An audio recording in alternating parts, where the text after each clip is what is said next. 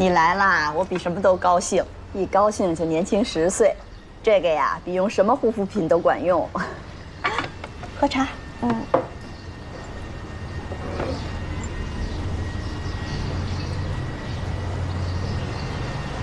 这是，阿姨，我真的太没有用了。又怎么啦？我本来想要应聘华人实验室的研究助理，以后在事业上也能多帮帮云城，我们共同语言多一点，他也能早一点回心转意嘛。可谁知道，这个岗位分给了顾云峥，顾老师。苏维安就是顾云峥的女朋友，那我再怎么努力，也都没有用了。这不是作弊吗？华人这么大的医院，怎么能允许这种事发生呢？是啊，我当时出事的时候高手云集，不是8年制的博士，就是7年制的学硕，他一个本科生，怎么就能够通过复试的？这一定是顾云峥上下打通了关系。这个女孩真不简单，华人岂能容她为所欲为？行，我知道了，等你叔叔回来，我就告诉他，他一定会严肃处理的。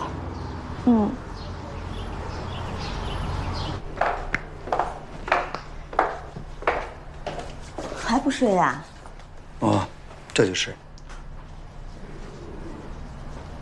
听说云峥交女朋友了？你听谁说的？这个你别管，我还知道他的实验室现在正在招人呢，是不是？我们组里缺一个研究助理。哎，你怎么还关心这个呀？他的女朋友就在这个研究助理的候选名单里。你说什么？谁？苏维安，就是备选人里面唯一的一个本科生。人家都说这个岗位是因人而设的，要不然一个本科生怎么能把博士生、硕士生都 PK 下去啊？你说，要不是因为这个，还能因为什么呀？太不像话了！是这个研究助理的学历要求不高，但我绝不允许他儿女情长和工作混为一谈。工作单位里这是大忌。哎，你可千万别跟云峥发脾气啊！你们俩关系本来就不好，你要再说他交女朋友的事儿，那他心里指不定怎么记恨你呢。那我也不能由着他为所欲为吧？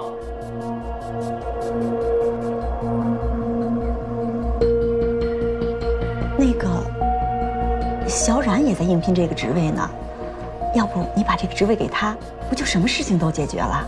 冉进不进我不管，这个苏维安绝对不行。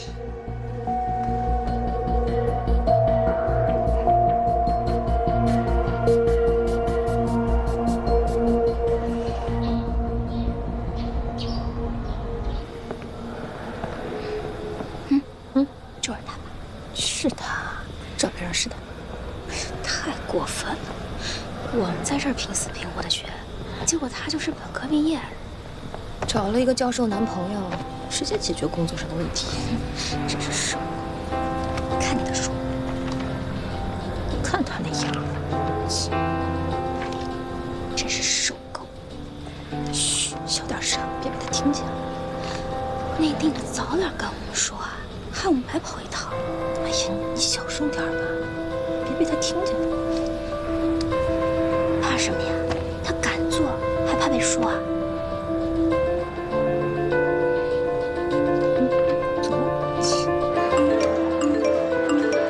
平时静悄悄的华人校友学，怎么突然这么热闹？看一下。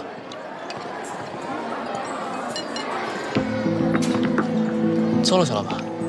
怎么了？慌慌张张的。你看，大小微信群都在传，苏维安是学术妲己，和顾云峥权色交易。你看，这条更过分。苏维安抢论文署名不成，被迫退学；顾云峥冲冠一怒为红颜，公报私仇抢温冉名额。这都是谁在带节奏造谣啊？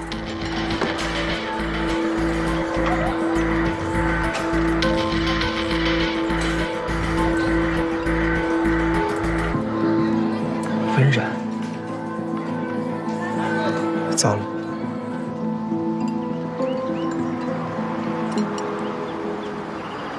我去，这什么呀？这什么东西啊？行，那么多人呢？不是，你们学业的人智商不是都很高吗？怎么还有人信这种八卦传言啊？这一看就是温然搞的鬼，他太不要脸了。也不意外了，这是他一贯作风。温然，你看，顾医生实名发帖了。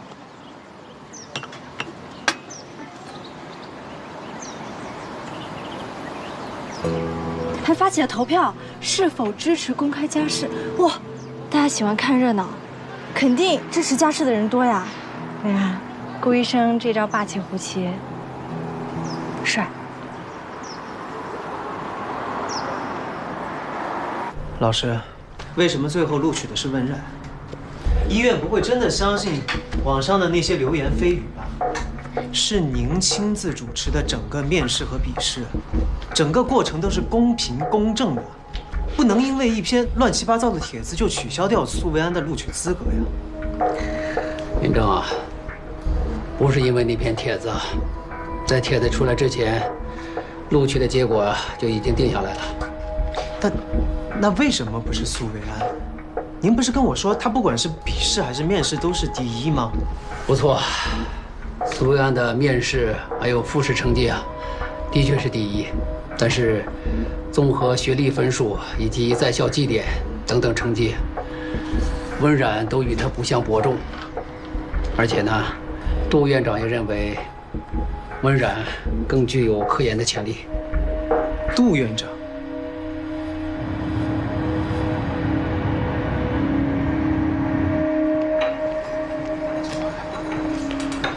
云峥，苏维安的笔试和面试都是第一，你凭什么滥用职权不予录取？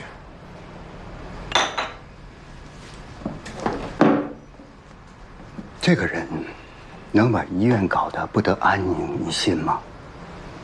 他当初为了争署名权，能撕破脸，闹出那种丑闻。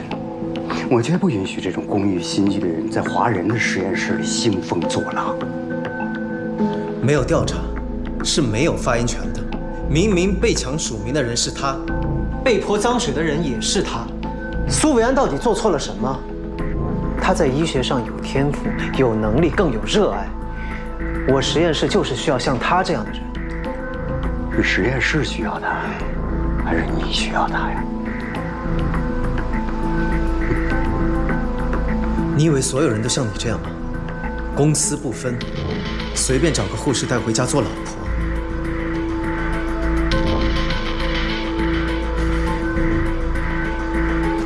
哎，老杜，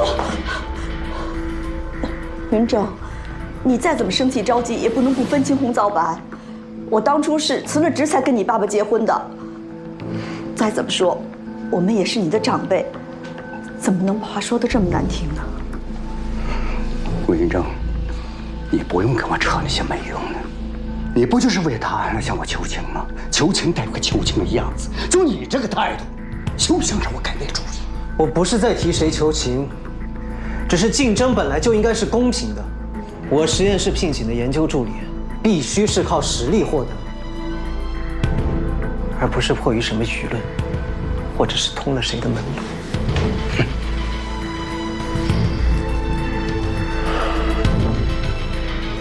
请您看一看，已经有超过90%的人同意公开家事。这件事情不仅关乎到苏维安和我的名誉，更加关乎到华人的声誉。如果您想公平公正，那就正大光明，再比一次。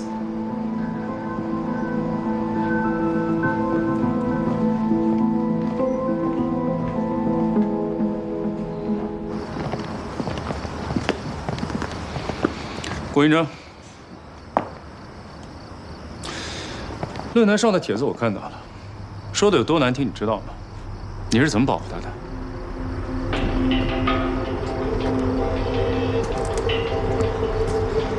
你凭什么怪到我身上？这件事情很明显，始作俑者就是温然。你们俩的破事儿，为什么每次都要殃及到维安身上？我不知道你用什么花言巧语，骗得他宁愿在你这里作为一个小助理，也不愿意在我这里当一个负责人。如果你再让他平白无故的蒙羞，我对你不客气。原来杜总拿劫回实验室负责人，诱惑过维安。谢谢你的提醒，如果你不说，我还不知道，维安他原来这么热爱医学，热爱科研。顾云哲，不要利用维安对你的感情，再让他受半点伤害，咱俩没完。我跟维安的事情，用不着你来管。你看好自己的前女友，让她离苏维安远一点，否则我不会善罢甘休。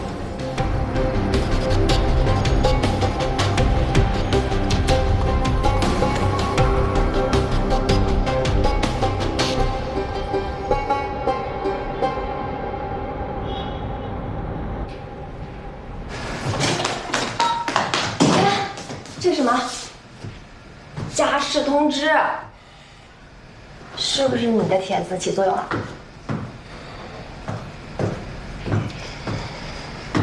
对啊。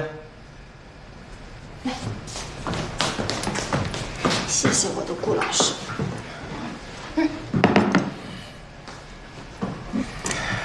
苏维安同学，那我们这次就在所有人面前拿出你的真本事，让我们正大光明地赢下这一局。必须的。又跟大学时候一样，你又帮我进了一次考场。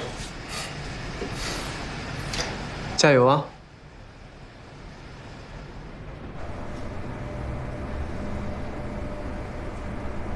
各位老师、评委们，在加试之前，我想先说几句话。我经历了笔试和面试2轮考试，获得了这个研究助理的岗位，整个过程公正、透明。我不知道再加试一场的必要性在哪儿。如果这次加试仍然是我胜出，是否可以到此为止？不要为了给个别人开后门，浪费学校的公共资源。这次的加试啊，就是最后一次考试，录用结果我们会当众公布的。好的，主任。既然都考了2轮了，你们就简明扼要的说一说，你们认为作为科研助理最重要的品质是什么呢？好的，我认为做科研最重要的就是坚持，不能半途而废，不能碰到一点问题就逃避。我经历了8年不间断的寒窗苦读，获得了华人医科大学的博士学位。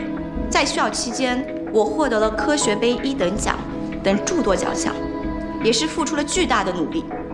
我深知，成绩是过往，也是累积，只会更加坚定我对科研的热爱和追求。苏维安，该你了。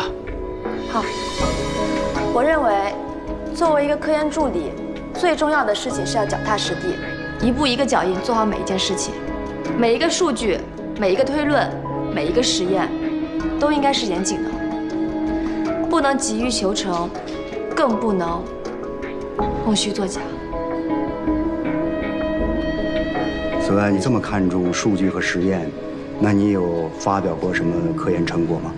而且你中途退了学，你真的了解学术研究意味着什么吗？我了解。在校期间，我完成过一篇专业论文。这是完成吗？完成和发表可不是一个概念啊。我的论文曾被人发表在影响因子大于6的杂志上，我想我的论文质量应该不错。那怎么你这个文章的内容和温冉获得科学杯1等奖的论文一模一样呢？你们是共同发表的吗？那为什么不共同署名呢？我也想知道为什么。主办方在接收到我的举报信之后，第一时间撤销了1等奖的奖项。我也很好奇，为什么这个被撤销的1等奖会出现在温同学的简历里面？各位老师，这个科学杯1等奖虽然被苏维安同学恶意举报，主办单位也只是暂时收回了奖杯，获奖证书还在我手上。后来我们向主办单位提供了详细的证明材料，导师确实是根据工作量和贡献量来决定的。这个第1署名，并不是我抢他的。你我都清楚，我离开学校的时候没有带走实验日志，所以你断定我拿不出证据来。但是老师们都知道，科研是环环相扣的严谨，做不得1点奖。那篇论文中使用的是荧光染色法。温同学，作为这篇论文最大贡献者，你应该很清楚实验的方法和步骤吧？是。我想也是，因为你在另一篇论文中采用了一模一样的荧光染色法。我想请问，在试验当中，你用的依抗是哪家公司的？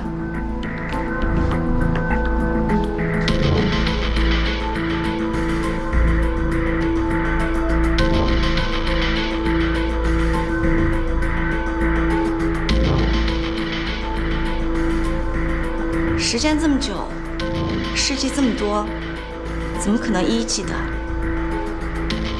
不记得。文章中明明写的是 Meka 公司。那就是吧。有什么问题吗？那你可以告诉在座的各位老师们，在试验当中，你是用什么方法避免假阳性的吗？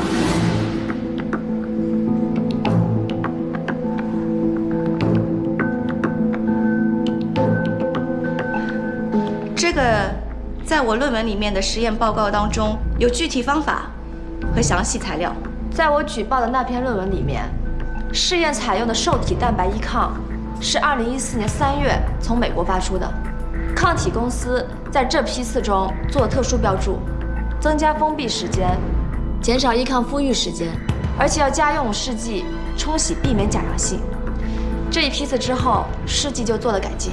但是温同学，他在新一篇的论文当中采用了一模一样的方法，他跟他的审稿老师都没有发现，用他的实验方法根本得不出实验结果。温同学，新论文是你自己撤，还是等待再次举报？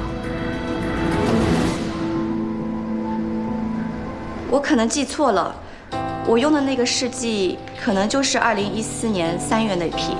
2篇论文相差3年，怎么可能用一批试剂呢？第一篇论文实验刚刚结束的时候，因为试剂消耗过大，贺晓光老师还叫我去申请加购新试剂，这都是有记录的。学长，那个，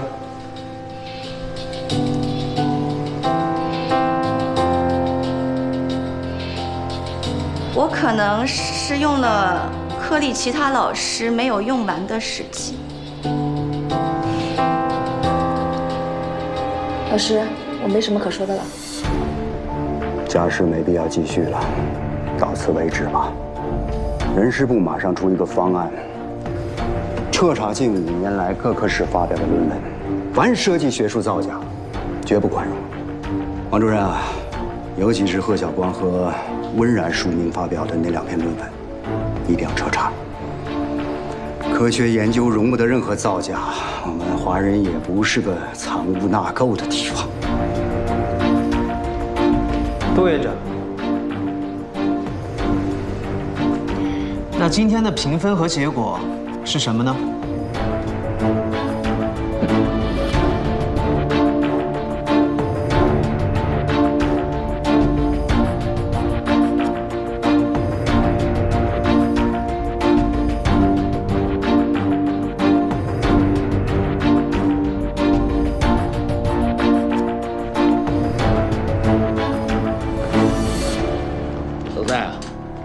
我宣布一下，从今天起，神经外科立即开展全科整顿，严查学术不端行为。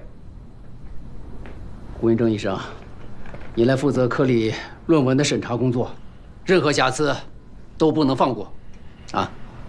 好。小老板，谁赢了？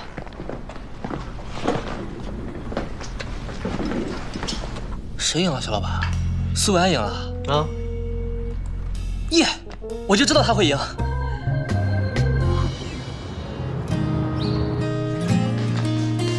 来吃饭了。怎么样？这个可是我上学的时候做实验专用造型，像不像医生？你就是医生。来拍张照。3、2、1，好，看，来了。像是那么回事吧？维安，这次你跟温冉 PK 赢了，但是不代表那些流言蜚语就会消失。你真的做好准备要跟我一起工作了吗？当然了，我可是堂堂正正进的华人，不会给你丢人的。光不丢人可不行，我的要求是很高的哦。哎呀，我知道，以前被你怎么折磨的，我还历历在目呢。我说真的，我们这次一定要在最短的时间内找到动脉瘤和 HTQ39有关的直接证据，否则就有可能会有新的不良事件发生。我们这段时间的工作量和之前相比，只会有过之而无不及。你要有心理准备哦。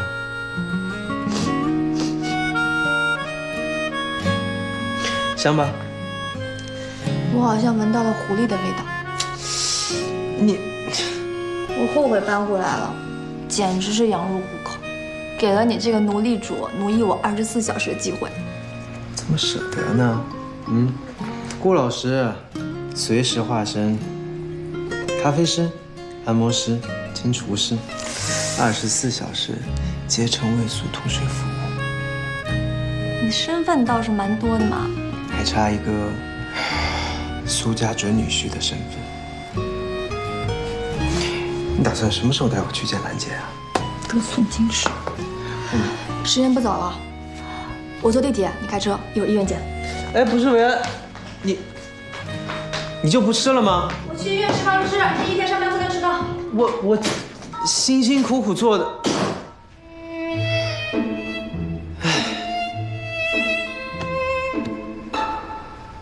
不住在一起了，也不能一起去上班，委屈。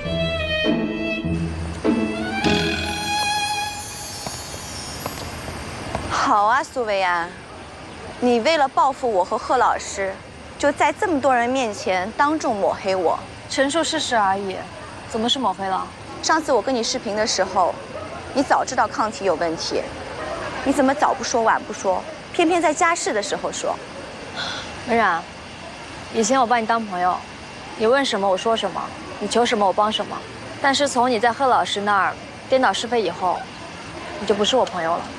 你别以为你有多厉害。是，实验是你做的，论文也是你写的。可是如果没有爸爸后期的润色，你以为你那些内容能上6分的杂志？原来那篇论文的后期修改出自温教授啊。确实，以你的个人能力，改不了那篇论文。当初你求着我，把你姑姑弄进 HTQ39临床实验，我也做了。你到底要我怎么样？我确实应该感谢你帮我问你爸爸，但是我打听过了，我姑姑是严格按照隐蔽分组规则的，这也能是你邀功的理由吗？当初是你自己求着要进我爸爸的试药，后来也进了，现在出问题了，你就要搞事情。我早该看出来你就是这种忘恩负义的人。温冉，科学研究跟个人恩怨无关，不要总是混为一谈。知道就好。所以你再怎么讨厌我，不要干涉我父亲的药物。如果你敢糟蹋别人的心血，我跟你没完。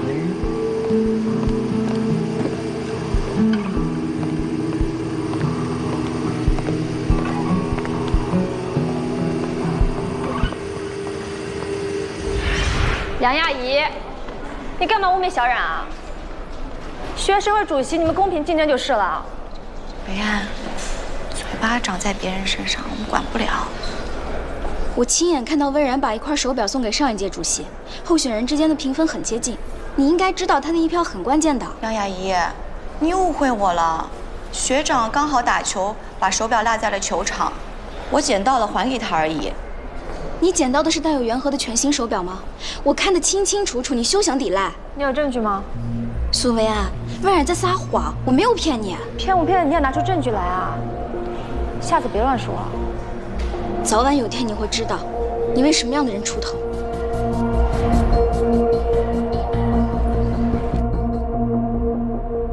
贺晓光被谈话，温冉撤销博士学位。天哪！他俩是被开了吗？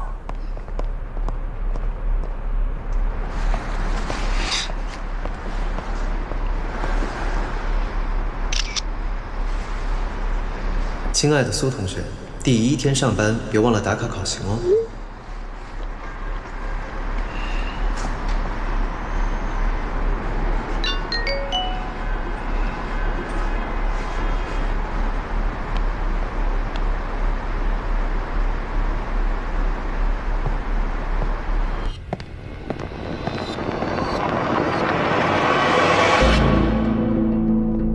你什么意思？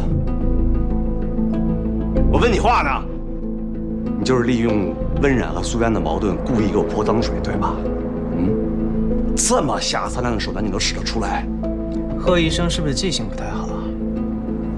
究竟是谁为了巴结讨好权威，抢了自己学生的学术成果做嫁衣，污染了华人的学术环境啊？行了吧你就是院长和王主任希望看到我们两虎相争啊？两虎相争。两虎相争的前提是两只都是虎。像贺医生这种抢了自己学生论文的人，只是学术蛀虫罢了。你就是挟私报，你都是为了他。苏帆是什么人啊？那就是个疯子。他敢在室内年会和文教授打赌，文教授什么水平，他什么水平，那是一个 level 吗？哎，我还真心劝你啊，不要拿你的名誉给他背书。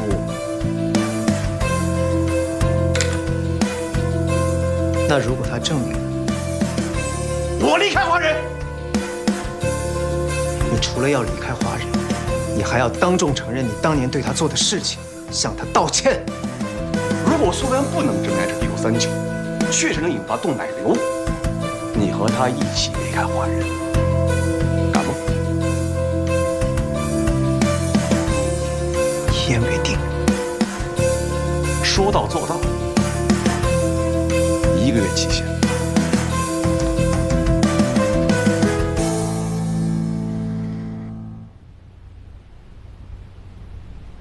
你们看到招贴栏没有？这次院内彻查学术不端，真给了贺晓光和温冉严厉处罚。贺老师有这黑历史，以后呀，估计身迟无望了。温冉也被取消博士答辩资格了，变成本科生了。这苏冉可真厉害啊！完美诠释什么叫做女子报仇3年不晚。人家现在可是过了。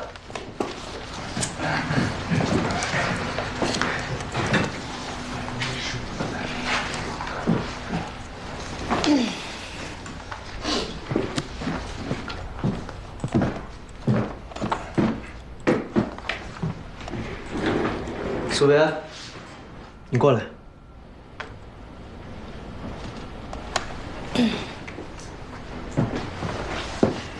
怎么啦，顾老师？亨廷顿多巴胺能系统的治疗药物主要分几类？作用机制是什么2大类，针对运动症状和非运动症状，主要作用机制包括抑制 VMAT 和直接阻滞多巴胺受体。目前在研的药物当中，近2年来进入到临床3期的药物有几种？3种，分别是 NRT057、HYD902，还有 HDQ39。但是前2个药物在瓶颈期已经停滞1年多了。瓶颈期的原因是什么？原因很复杂。这2个药物在3期临床结果的论文里有过一些分析，还有亚组分析也出现显著性的差异。有一种说法是，这个药物的作用可能是长程的，观察时间不够长。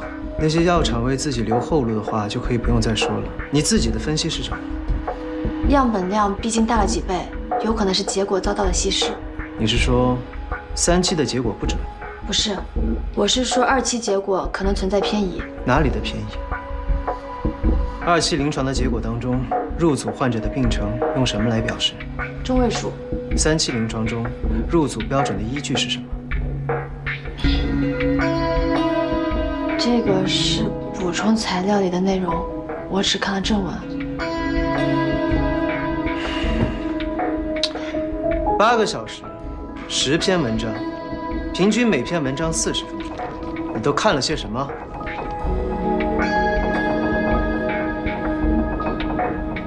不管是正文还是补充材料，这些内容对于评价一个研究都是非常有用的，都是非常重要的。你为什么答不出来？对不起，顾老师，今天之内我补上。顾老师，知道您一向要求严格，可是苏同学毕竟连研究生都没读完，第一天上班就给人家布置这么多任务，做成这样已经很不错了。他跟其他人来比，做成这样确实已经很不错了，但是他自己的实力远远不止如此，做成这样，根本没有宽恕的余地。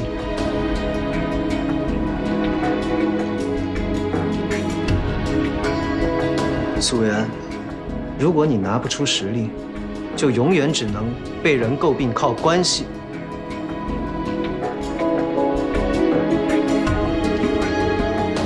好的，顾老师，今天下班之前我会精读一遍，包括补充资料。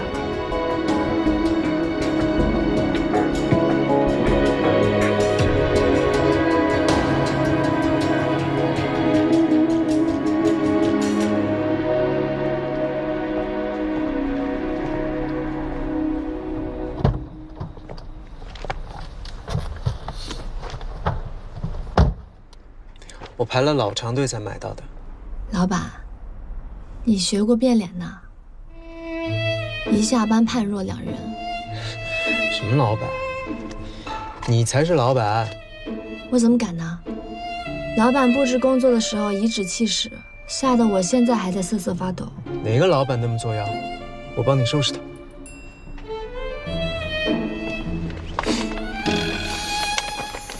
我还以为今天当众那么说你，你真生气了呢。我有那么不识趣吗？我知道你是在帮我，而且确实是家事引起的论文整顿，大家难免对我有怨气。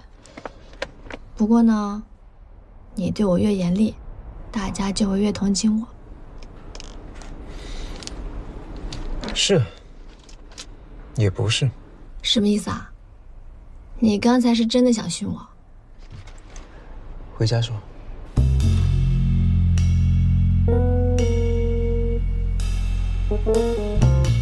先吃，吃完再说。先说，说了再吃。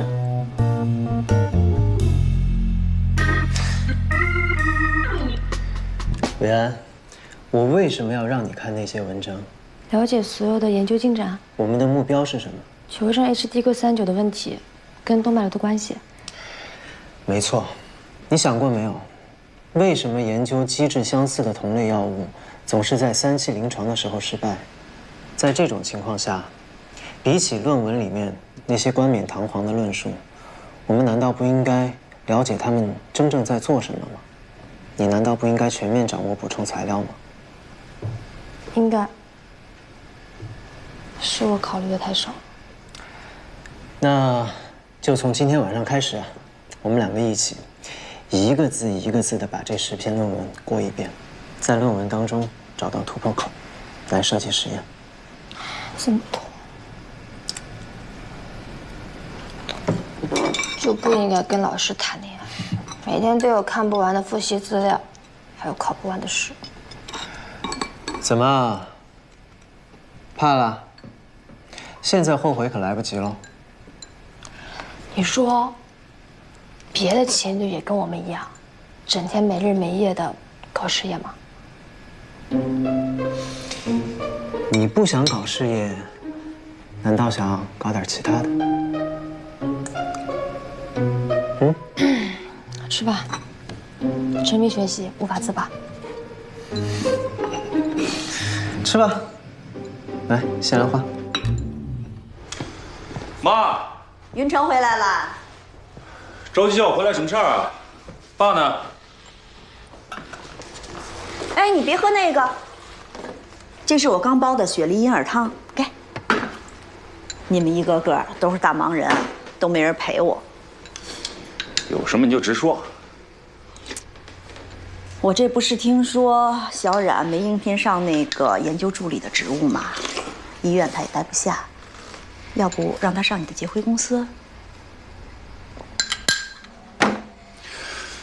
怎么公司运营的事儿你还插手啊？妈知道你们俩分手了，温教授现在研究的那个项目呢又出了点问题，可小冉对你的心没变过呀。况且你的公司也需要像小冉这样知根知底、一心为你好的人，去帮你解决一些棘手的问题，不是？棘手的问题。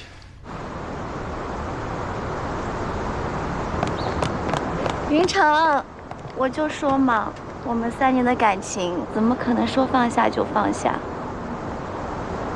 小冉，听说那个研究助理的岗位，最后你没有面试上。结辉现在正好缺一个市场经理，来公司帮我吧。云城，我之所以去面试研究助理，就是想着不管什么时候，只要你需要我，我都能在你身边。只是没想到会被苏维安暗算。之前跟他视频的时候，我问他染色后假阳性太重怎么办，他当时都没有提抗体的事儿，他就是故意陷害我。这些都不重要，你的能力我心里清楚。只是公司对于业绩审核是有要求，不能因为你是我介绍的就放宽标准，这一点你能理解？当然，我不需要什么特殊待遇，只要能够在公司远远地看着你，我就知足了。云城，我知道你以前喜欢过苏维安嘛，再见到他，你心里肯定放不下。不过他现在已经是顾云峥的女朋友了，我们还能不能？小冉 ，HDQ39，我投入了多少的心力，这些年你都看到了。现在公司出了这么大的一个负面新闻，能不能顺利上市还是个未知数。如果不妥善处理的话，对杰辉是一个致命的打击。所以，我现在没有心情去考虑别的事情。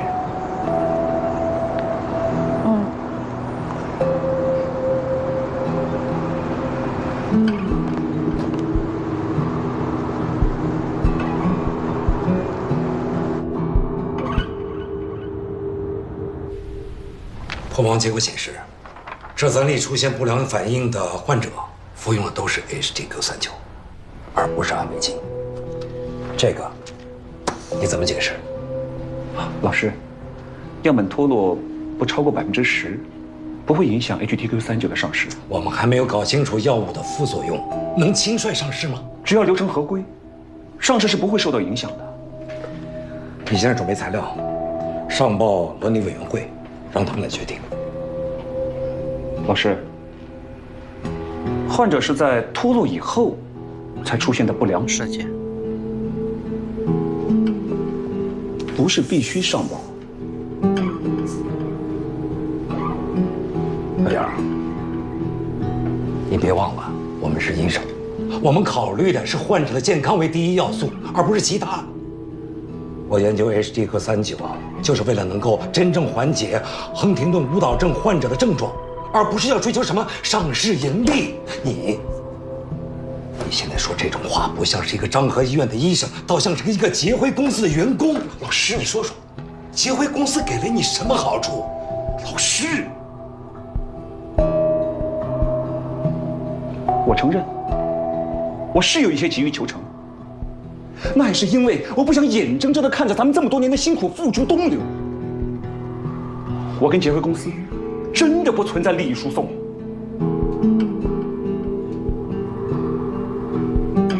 你要是不信，你可以去问问温小姐，她现在已经是杰辉公司的员工了。你说什么？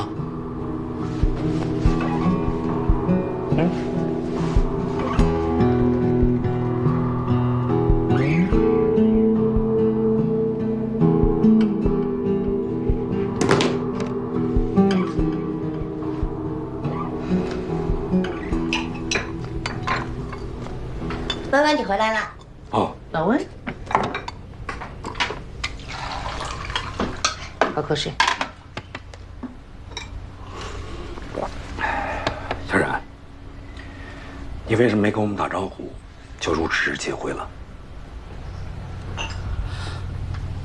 啊，我不想搞临床，我想搞科研。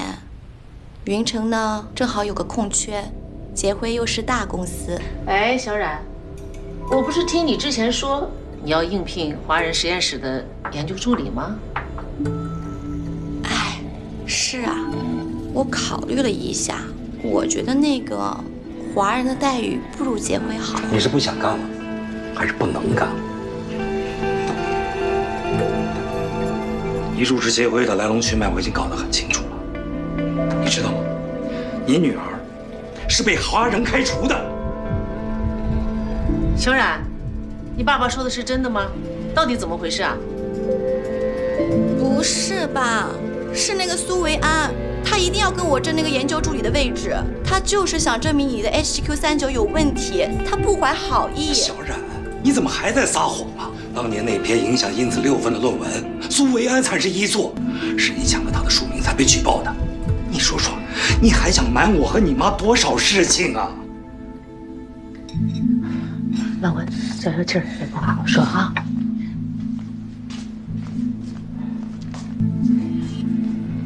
过去的事情都过去了，小冉不管是在华人还是在结辉，她能有一份稳定的工作就行了嘛。你就别再护着她了，行吗？我真没想到，我温玉良的女儿竟然会做这种弄虚作假的事情。行了，以后不许你带她结回去上班，更不许跟那个杜云成再有什么来往啊！为什么？关杜云成什么事儿啊？什么事儿？你杨叔知道吗？他现在的行为举止非常的反常，我充分怀疑他被结辉贿赂了。所以我认为杜云成接近你，他的目的并不单纯。当初是我追求师兄的，分手之后也是我求着跟他复合的。你的研究出问题，拿我出什么气啊？你恋爱上头了吗？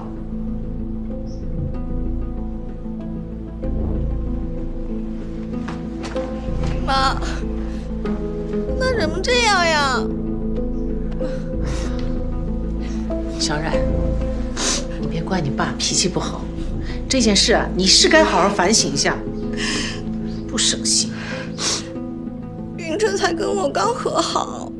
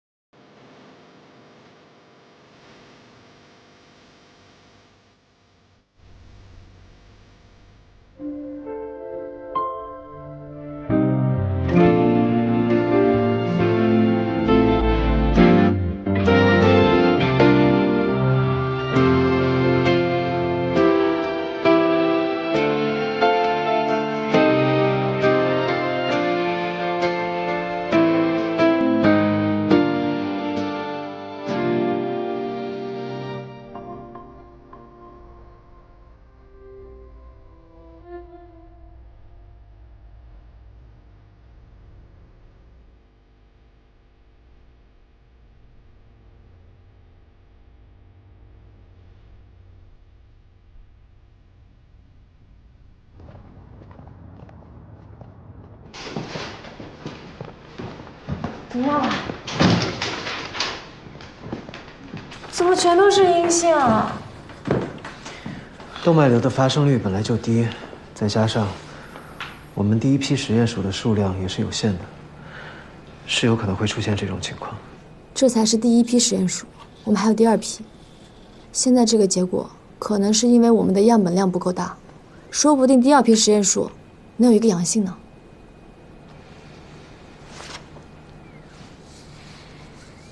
我仔细想了一下，虽然我现在仍然坚信我们最初的设想是正确的，但是或许我们可以改变一下条件，让一个小概率的事件变成一个大概率的事件，这样我们就不是在碰运气了。大概？你是说？你姑姑是不是有高血压？是。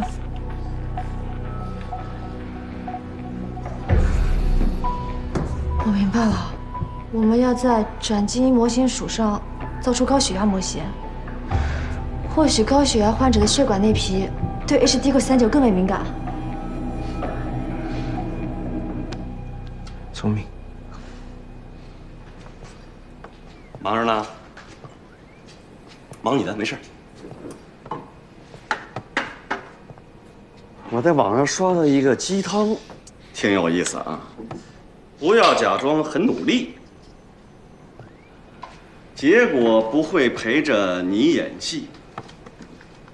哎呀，可惜呀！你说这个亨廷顿这个转基因的模型鼠一直这么贵，你这么搞下去的话，那太浪费了。老师，您现在申请不了科研基金，就算实验鼠不贵，您也买不起。别老觉得就你们最聪明。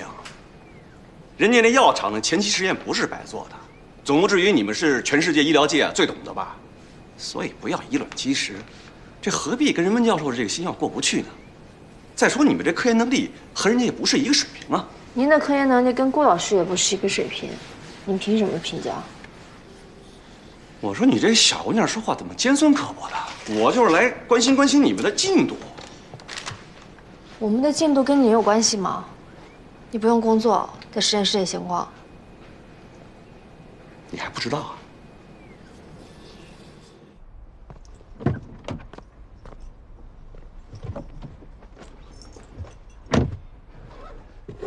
怎么了？谁惹我女朋友生气了？实验室的人欺负你了？怎么可能？实验室的工作量这么大，根本没人注意到我在。那是怎么了？你会觉得实验进度有点慢吗？慢。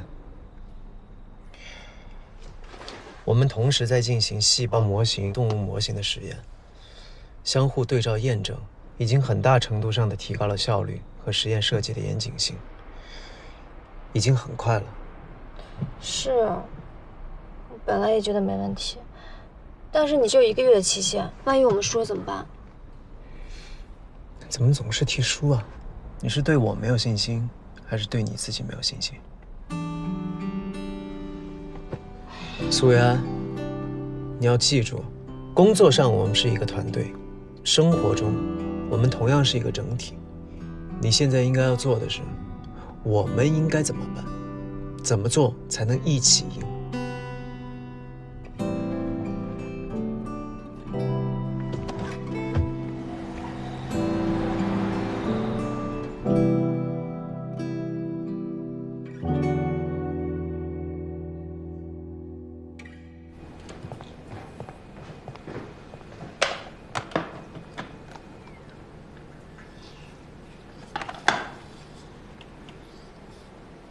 怎么会这样？怎么会呢？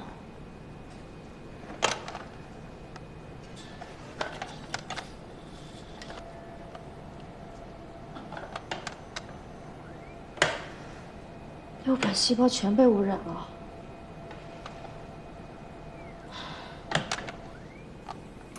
马上就要到培养时间了，怎么偏偏这个时候出污染？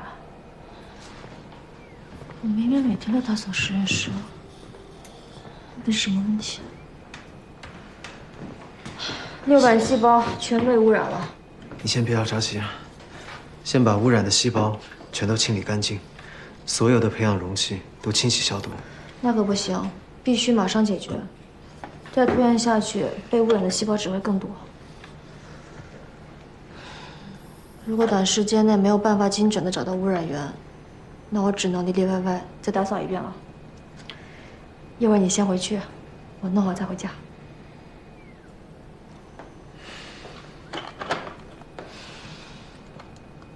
必须要马上找到污染源。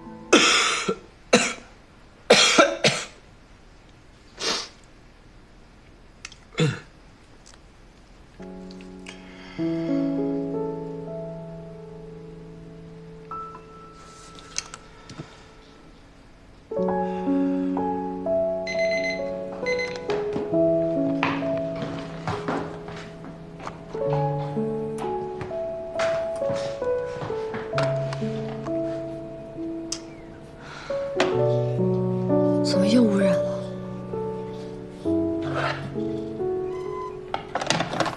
问题到底出在哪儿了？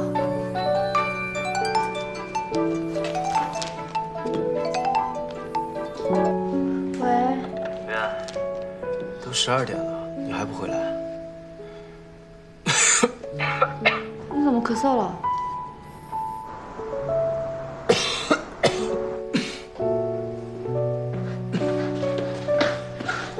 怎么咳这么厉害啊？我看看，发烧了，是不是最近压力太大了？应该就是着凉了吧？退烧药在哪儿？我去拿过来。维安，你别走，你就在这陪我一会儿吧。不行，发烧得退烧，我去买药。太晚了，你一个人出去不安全。我可是一个人闯荡过拉卡亚的人，放心吧。你还好意思说？你在拉卡亚肚子还破了一个洞。好了，好好休息，别说话了。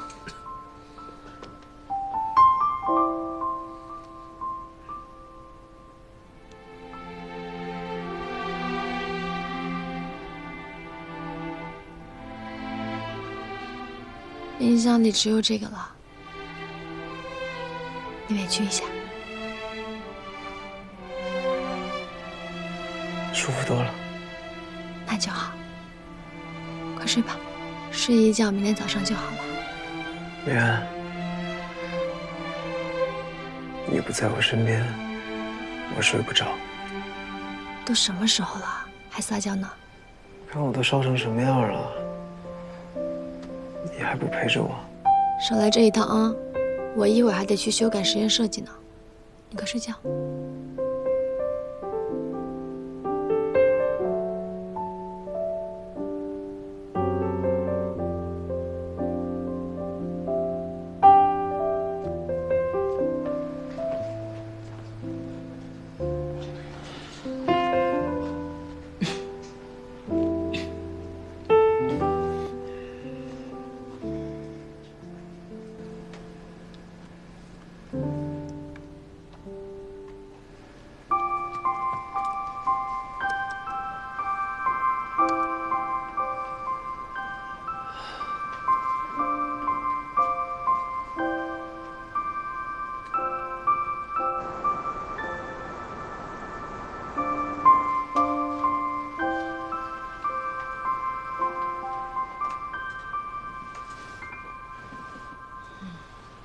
睡得好吗？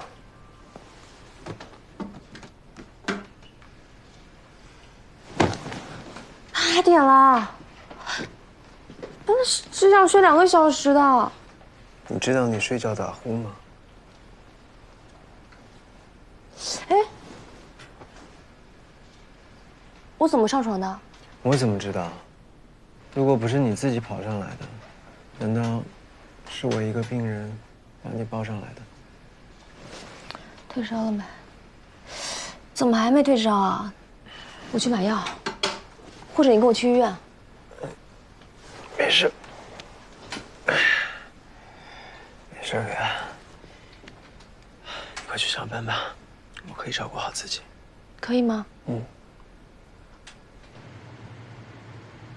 我知道我的学历不够高，经验也不丰富，但是基本操作我还是可以完成的。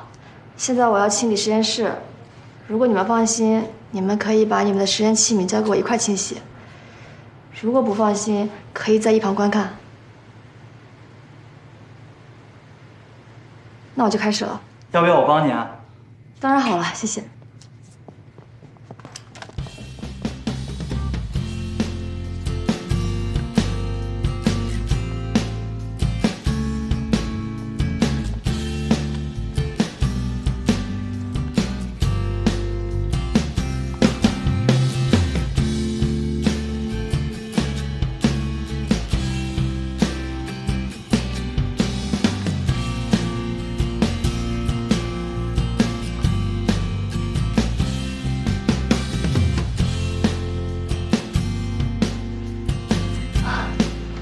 我找到污染源了，你看，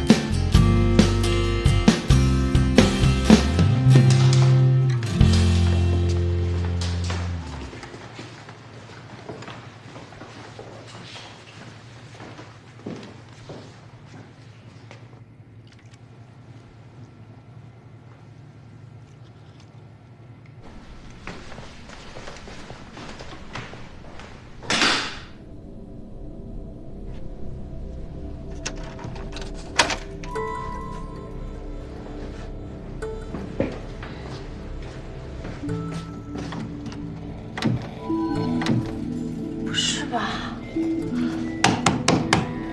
有人吗？猫缩里面了。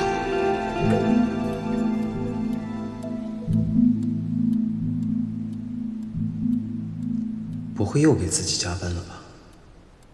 还说我是锅不阿皮，哪有你这么自觉的卷心菜啊？自己卷自己，卷得这么起劲儿。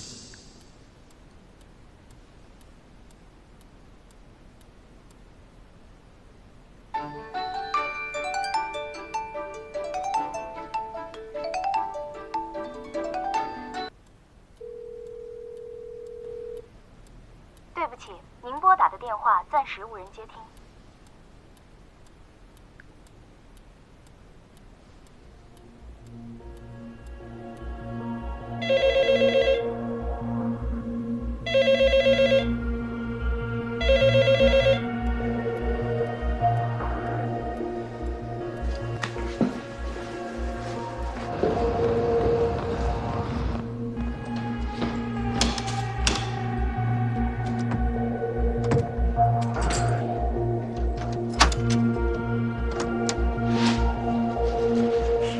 李安，你怎么来了？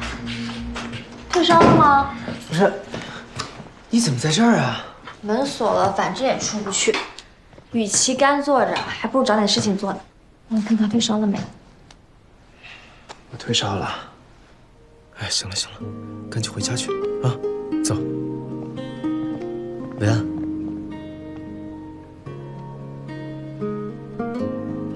走吧。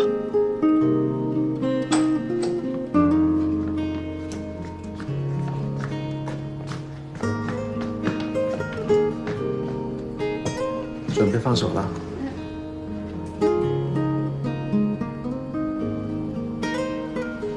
还好吗？走吧。走吧。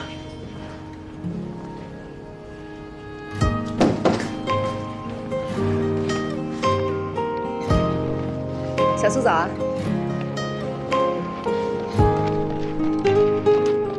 你看，动脉瘤的阳性率达到4%了。这么高？对啊，我们的视角是正确的。HDQ39对高血压患者的副作用更大，更容易引发动脉瘤。这样，我马上就去对鼠脑进行取材，完成切片染色。不用滚出华人了。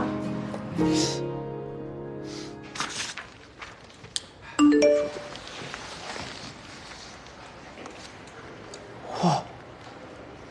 贺医生被匿名举报了，医院发红头文件要开除他，收受医药公司回扣，还有频繁对已无手术指征的病人施以数10万的高额治疗，给这些病人用大量高额化疗药，还把打开的药物随意丢弃，真的假的呀？这也太劲爆了吧！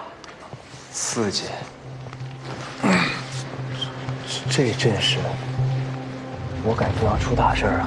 顾云正，今天我要不揍你！干什么？没事吧？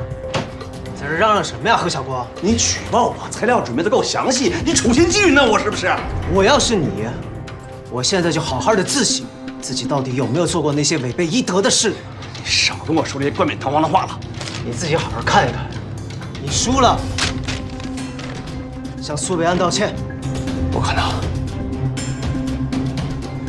这绝对不可能。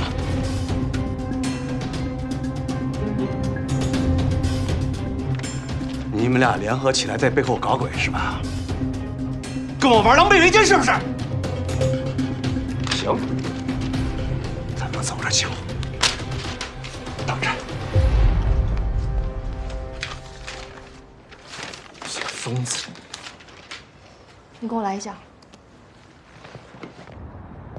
古云峥，你是不是早就知道贺小光被匿名举报了？你为什么不跟我说？害人家这2天提心吊胆的，生怕出什么闪失。我告诉你就不会有闪失了。我不说，是因为贺小光离不离开华人跟咱们的实验都没有关系。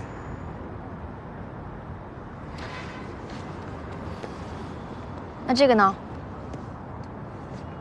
这个疫苗接种单怎么回事？刚刚好是你发热的那一天。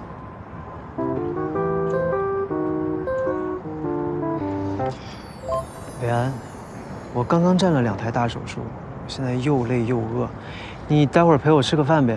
我2个小时之后还要站1台大手术。2个小时后的手术是方明凡主刀，你只是个跟台指导，你以为我不知道？这个我知道。你赶紧给我说清楚，为什么突然去打疫苗？前一阵子医院不是疫情吗？我作为一个医护工作者，当然是要先保护好自己了，保护好自己才能保护好患者。但是霍乱疫苗有必要打吗？我觉得有必要，万一哪天我去援外了呢？万一当地是霍乱高发区呢？我这是积极预防。我看你就是为了发烧故意去打的疫苗。什么叫做故意啊？积极参与疫苗接种，这是每一个医护人员的义务和使命。我看这是你丧心病狂。那你说我是为了谁？啊？要不是你每天24个小时待在实验室，不回家、不吃饭、不睡觉，我要是再不发个烧，谁知道你哪天能回家？谁知道你哪天能睡满6个小时？闹钟也是你关的对吧？我就说那天闹钟明明定了，为什么不响？我只是找了一个自己比较空闲的时间。我哪知道那个疫苗对我反应那么大？这只能说老天爷都看不下去了，不希望我一个人待在家里边。好了，实验结果不都出来了吗？咱们应该开心才对。那咱们要约法3章，以后你有事不许瞒我。我不想因为任何事情吵架。这2天明明很想你，但都没有时间给你发消息。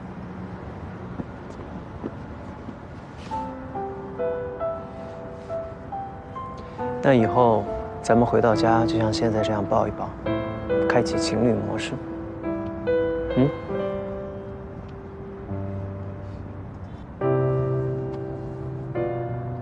那这样呢？在医院干嘛呢？好了，既然你提了一条，那我也得提一条。以后不管实验室再忙，你1日3餐必须按时吃饭。我可不能随时都看着你，以后1日3餐你都必须发微信给我，这也算是考勤了。还有最后一件事情。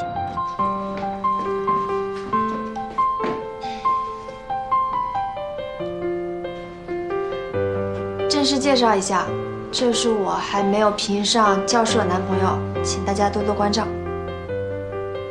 正式介绍一下，这是我研究生毕不了业的女朋友，大家不用关照。在一起，在一起，在一起，在一起。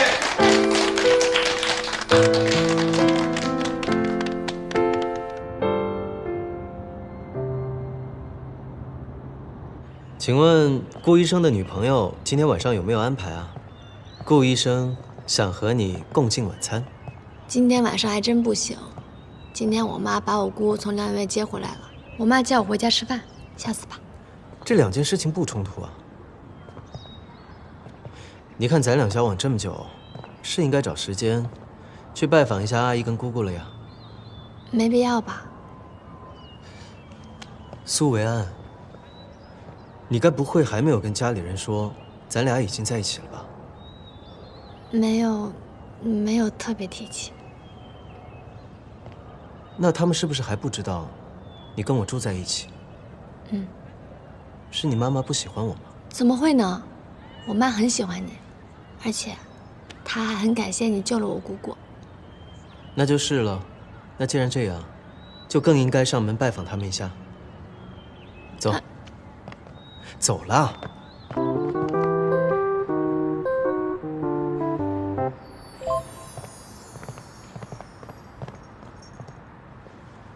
哎，要不还是算了吧，我紧张。没什么。谁呀？来了啊！苏维安，苏维。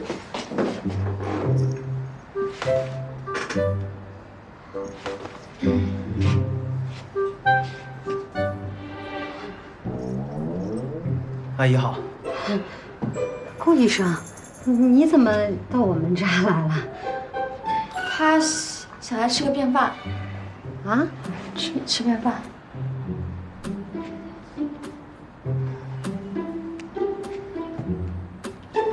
阿姨，今天呢，我不是以顾医生的身份来您家，我现在是苏维安她男朋友。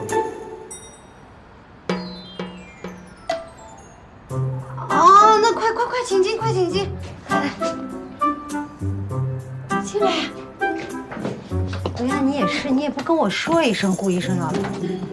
阿姨，其实也不怪维安，是我自己唐突了。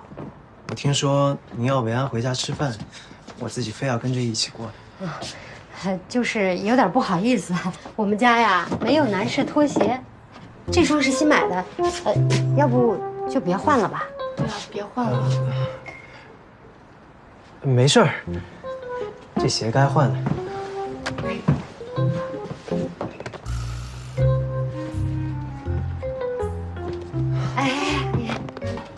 哎，姑姑，说起来，您的动脉瘤还是需要做一下 CTA 的复查，看一下有没有上次遗漏或者是近期新发的。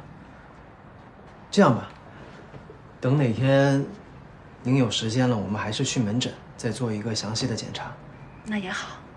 嗯。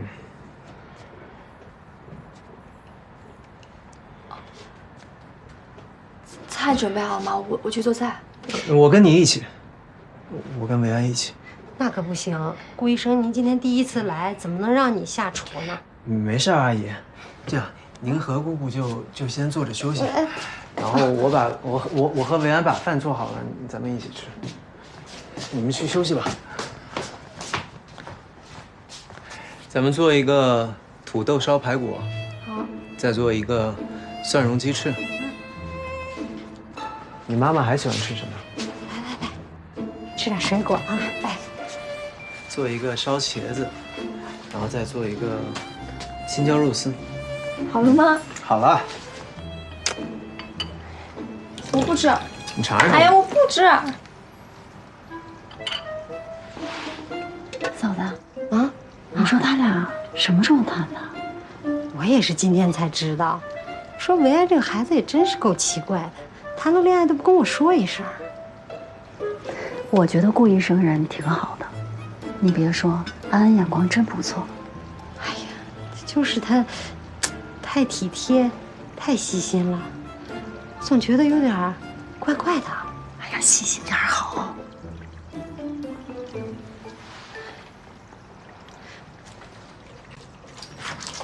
你都不怕我被落着吗？别闹，别闹，苏维安，别闹了啊！维安，哎，你过来一下，快点儿！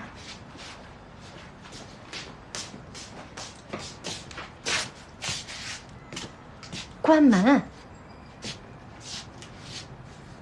怎么了？你跟顾医生谈了多久了？有一段时间了。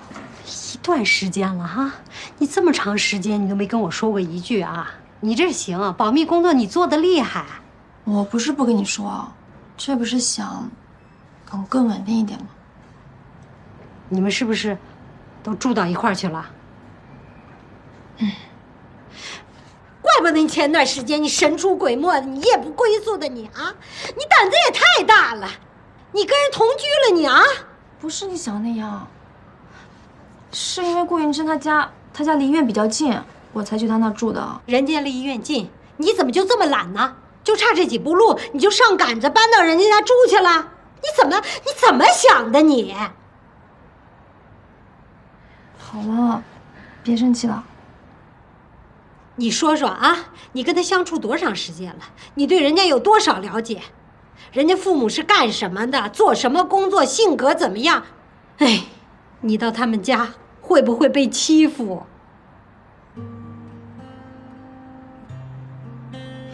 哎，你看看现在新闻里边啊，净是那些小年轻在一块儿同居，然后一吵架就拿刀子杀人。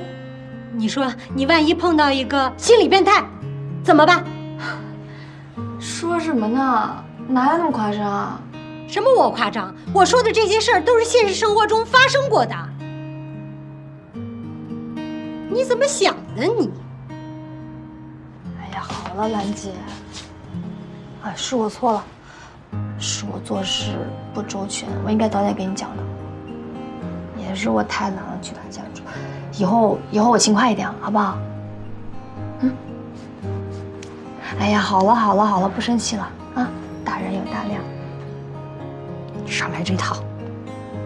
我跟你说，顾云琛他这个人很好的，他为我付出，也为我牺牲了很多。这个以后我慢慢跟你讲。今天人家第一次来家里吃饭，我们开心一点，好不好？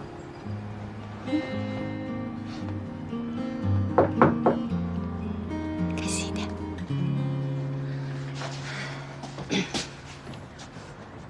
怎么了？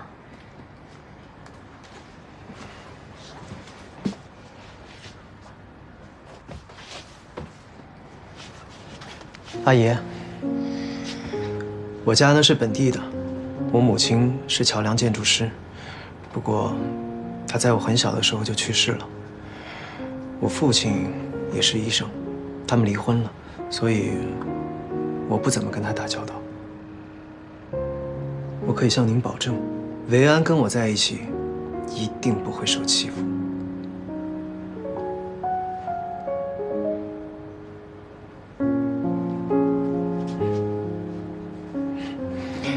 还有您最后的问题，我可以非常确定地回答您，我不是什么心理变态。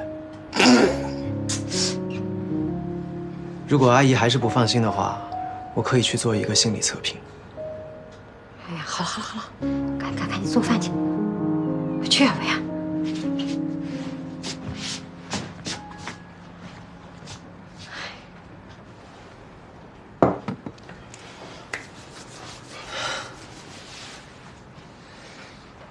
阿姨，今天确实比较着急，也没有时间好好准备，所以就随便做了几个菜，也不知道合不合你们胃口。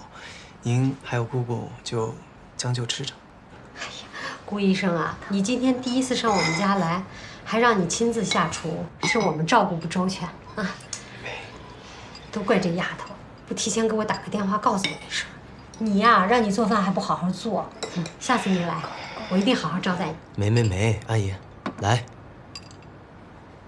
不是维安，他不好好做，是我着急表现自己，所以把他的活给揽下来了，对吧？够了。顾医生啊，阿姨，您以后就叫我小顾吧。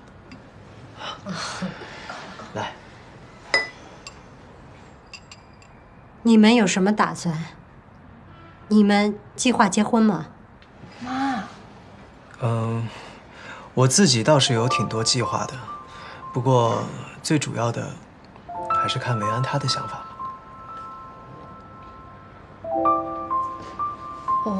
我没什么想法。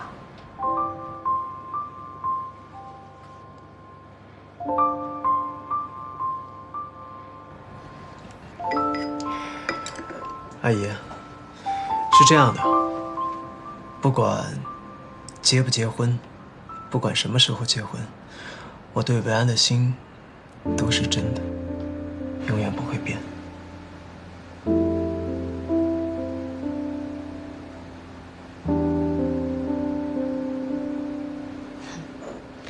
怎么证明啊？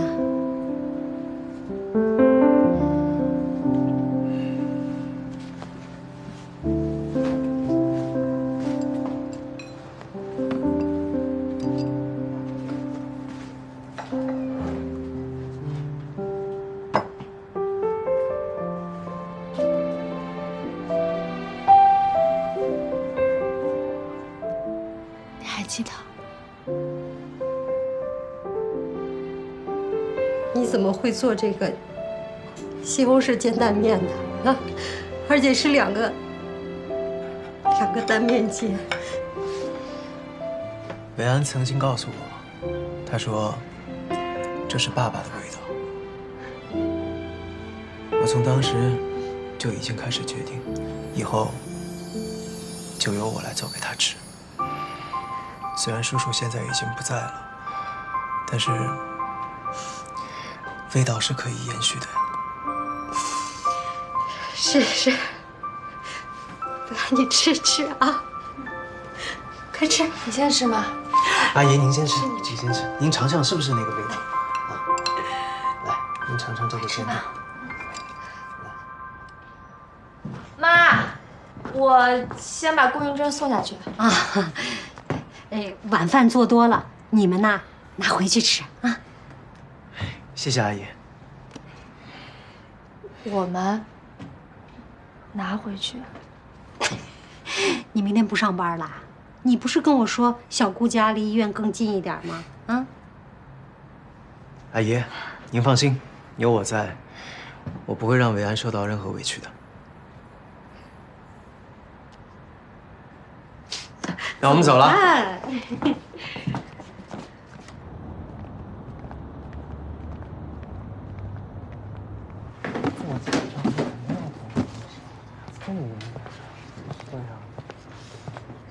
哎，贺老师，别忘了把工卡还给人事科啊！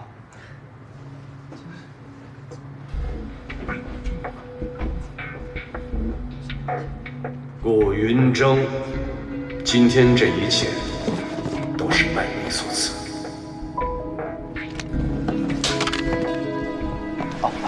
哎，你们回来了。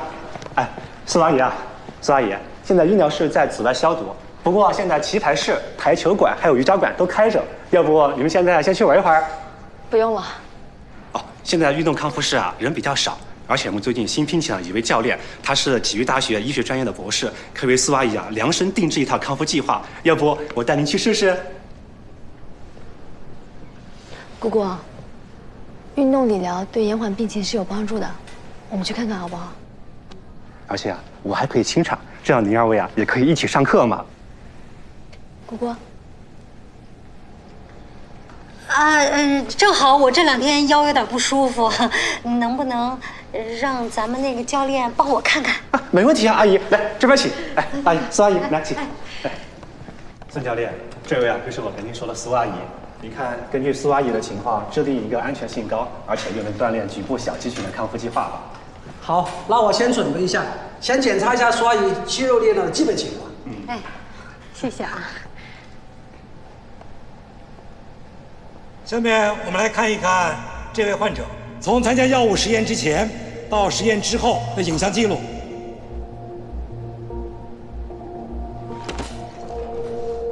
姑姑，之前来过这个康复室吗？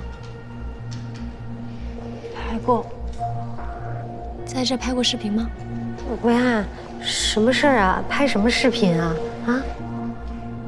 小杜的助理说做广告，不会露脸的。师兄的助理怎么知道姑姑在这里啊？你说这个疗养院是谁联系的？是不是和张河医院有关？是不是和师兄有关？哎呀，这小杜他也是好意，他怕我自己照顾姑姑太辛苦了，他跟我说这个地方是跟公司签了什么框，哎呀，反正就是免费的，不住白不住，就把姑姑安排到。不是妈，这么高端疗养院怎么可能是免费的？你想什么呢？还骗我说是邻居介绍的。姑姑，自愿退出协议书也是师兄让你签的。不，我是自愿退出的。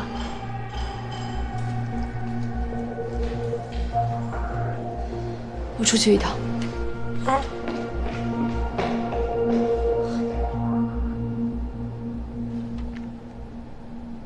在今年的神经病学大会上，HDQ39遭受广泛质疑，仅那名现场的当事人就曝光了3例动脉瘤破裂，而负责研发的温玉良教授在大会上却表现得难以服众。杜总，不知这是知情不报，还是管理不善？